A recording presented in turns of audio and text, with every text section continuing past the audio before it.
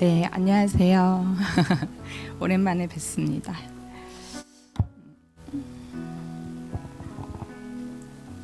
아직 시작도 안 했는데. 네. 먼저 저희에게 예수님을 영접하고 또 부모님께 물려받은 신앙을 저희 아이 안드레에게 물려줄 수 있는 은혜를 베풀어 주신 하나님께 감사드립니다. 이 시간 아이를 갖고 뱃속에 품고 또 출산과 육아를 하면서 느끼고 경험했던 것들, 그리고 그 경험을 통해 받은 은혜를 함께 이 자리에서 나누고 싶습니다. 저희 부부는 유산의 아픔이 있습니다. 아픔 뒤에 아이를 갖기 위해 난임병도 다니고 검사도 받고 시술까지 생각하고 있었는데 하나님의 은혜로 아기 천사가 찾아왔습니다. 임신 사실을 알고 기쁨도 컸지만 한편으로 또 잃게 될까 걱정과 두려움으로 임신 기간을 시작했습니다. 안정기에 접어들었고 남들은 심하게 겪는다는 입덧도 잠깐 평온한 임신 기간을 지냈습니다. 아마도 성경 공부하면서 태교한 덕분이라고 생각합니다. 그래서 맡겨진 봉사도 임신 막달에 가까이까지 할 수 있어 임신 10번도 더 할 수 있겠다는 마음이 들었던 찰나 약간 교만하고 방심해서인지 막달 검사를 갔는데 혈압도 높고 작은 숙축이 보인다며 당장 입원하라고 하는 것이었습니다. 혈압이 높으면 임신 중독으로 아이와 산모가 위험할 수 있기 때문이었습니다. 저희는 너무 당황하며 입원을 하고 유도분만 주사를 맞으며 출산하기 위해 기다렸습니다. 갑작스럽고 두려움에 목사님께 연락을 드렸고 성도님께서 기도해 주신 덕분에 혈압이 떨어져 퇴원하게 되었습니다. 퇴원할 때 원장님께서 수시로 혈압을 체크하라고 싱싱당부하셨습니다. 안정이 되나 싶었을 때 혈압이 150을 찍어 다시 병원에 입원하고 출산에 들어갔습니다. 저는 자연분만을 바라고 있었기에 유도분만제를 맞고 누워있는데 아무런 반응이 오지 않았습니다. 임신 기간 너무 평온하고 건강했고 하나님 자연분만하고 모유수유하고 싶어요 라는 기도를 항상 해왔기 때문에 자연분만 할 거라고 생각하고 있었습니다. 그런데 혈압이 높아 자연분만을 할 수 없다는 이야기를 듣는데 살짝 투정 섞인 마음이 들었습니다. 기도 안 했는데 임신기간 평안하게 지낼 수 있게 해주셨으면서 자연분만 기도는 왜 안 들어주시지? 하는 생각이 들어 생각하면서 제왕절개 수술실로 들어갔습니다. 척추 마취를 하고 의식이 있는 상태에서 배를 가르는데 원장님이 아이쿠 하면서 소리와 함께 아이 울음소리가 들렸습니다. 이렇게 37주 3일에 저희는 아이와 만났습니다.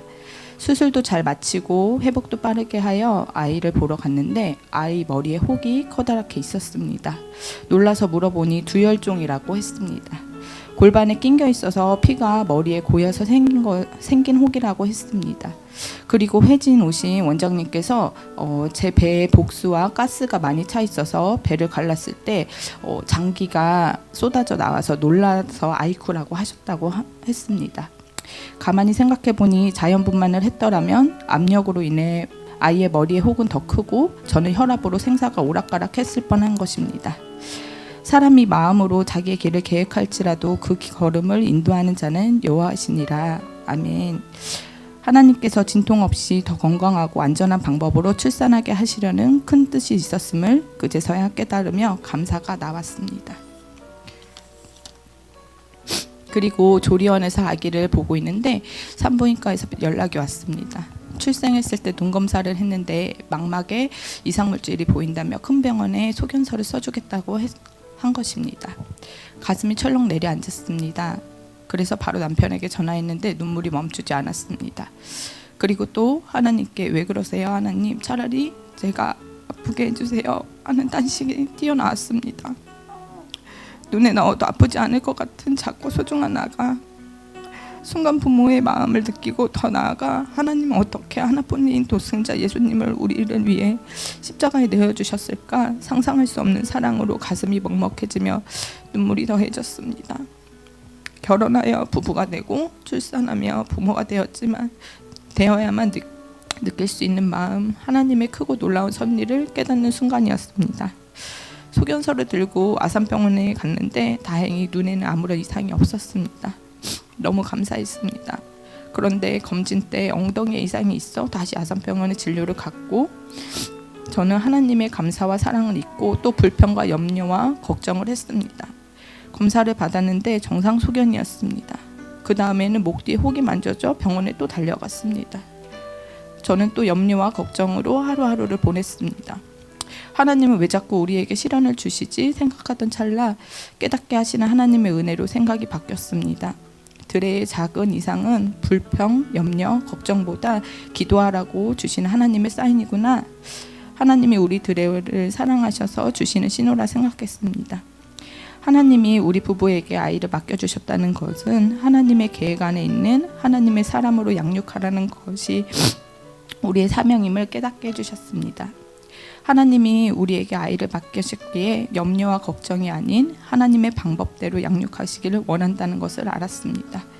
저희는 아이가 어떤 모습으로 자라는지 알 수 없고 작은 생체기에도 우리가 할 수 있는 것은 아무것도 없다는 것을 인정하게 되었습니다. 아이가 자라는 순간순간 기도하며 하나님이 원하시는 대로 인도해 주시고 보호해 주실 것을 신뢰하기로 했습니다.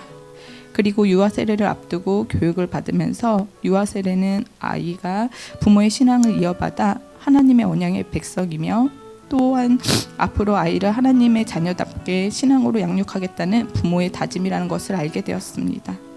아이에게 남겨줄 신앙의 유산이 있도록 설사 이전까지 우리가 실천하지 못했던 것이라도 아이를 위해서 하나님 앞에 더 신실하고 더 정직하고 더 겸손해져야겠다고 다짐했습니다.